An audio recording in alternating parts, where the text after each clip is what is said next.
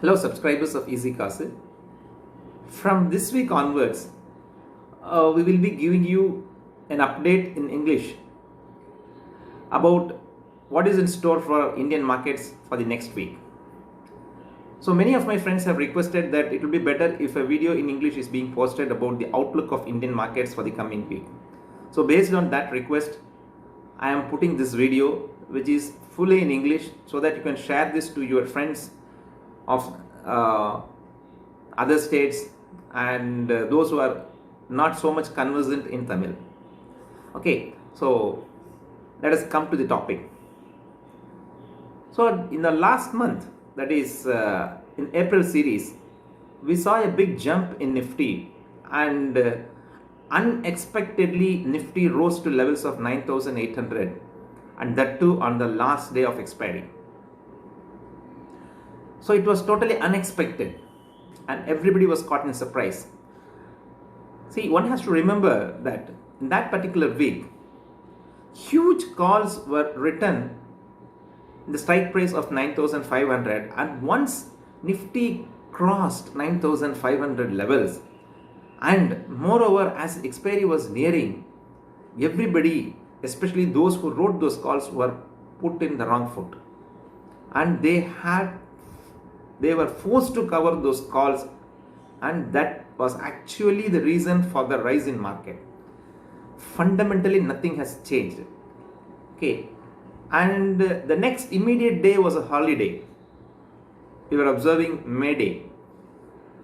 The next day when trading started was on Monday, I could not exactly remember the date, that is tomorrow. If it is 11th, means it was 4th on May. So on 4th of May, we saw a huge cut, nearly 600 points. That was a very big loss. And from that day onwards, markets consolidated from 9,200 to 9,400 levels. It was just moving here and there. Nothing big happened. But once you see global markets, especially Dow Jones and Nasdaq, they were running like anything. No point was there to stop them. In fact, Nasdaq was pouring ahead.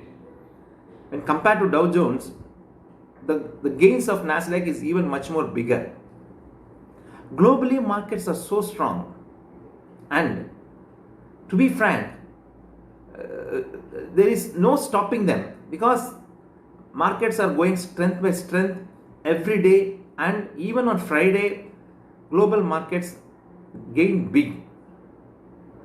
So based on that particular analogy, or the developments happening around the globe, we can say that Nifty will have a gap up opening tomorrow, and it was evident by seeing the SGX Nifty, which was trading somewhere around 9,310 values. So that means a jump of around 60 to 70 points. Now, what we have to see is how the markets may behave in the next week.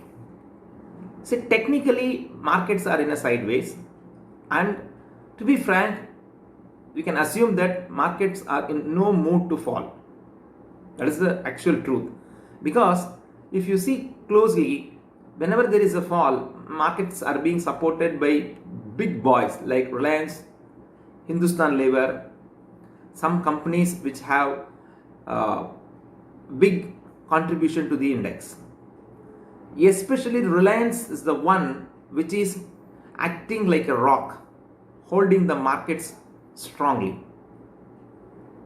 But that is not a good sign for the markets, because markets has to be supported by all sectors. Especially Indian markets needs the big support of Bank Nifty. Bank Nifty is not that much in a good position, and that is the biggest laggard as of now, especially PSU banks.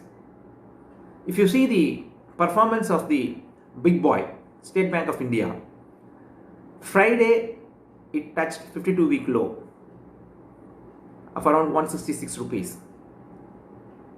So PSU banks are having big pain in them, and there are news that again there is some default of around 400 crores by basmati rice exporter, and again that will have an impact on the performance of PSU banks once the market opens tomorrow morning. Saturday, ICICI Bank came out with their numbers, and the profits was not up to the expectations. They reported a profit of around 1200 crores, which was much lesser than the expected value of around 3000 crores. So again, ICICI Bank will find difficulty in moving to higher levels. Perhaps it may not fall, but at the same time, it may not go to the levels of 380 again as quick as we were expecting. That's another area where we can see that Bank Nifty is being pulled back. So going ahead, what may happen to markets? As I said, Indian markets will be still trading in a sideways nature only. We cannot expect a runaway breakout once again as it happened in the last week of the April, whatever may be the performance of the global markets. So this is the one point which I wanted to stress. It may be still in a range bound value from 9,000 to 9,400 maximum. So that's my opinion. There are some big developments which has happened on Friday that will have a big impact on Monday opening of the markets. Maybe this Nifty might have maybe showing you some 60 to 70 points plus, but the biggest event which has happened on Friday is the government's borrowing of around 4.2 lakh crores rupees.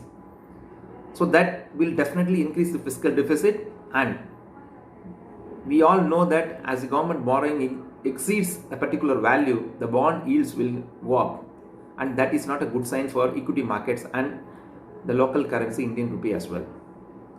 So these factors will have a big impact on Monday. That's tomorrow. And which particular sector will be highly impacted means banks will again face a big impact on account of these particular developments, and mid caps will have to adjust with these difficult times, because we have seen that in the late trade of Friday afternoon, markets were solid, they were firm, but suddenly we saw a big plunge in the performance of mid caps, especially NBFCs and all those things saw a big fall.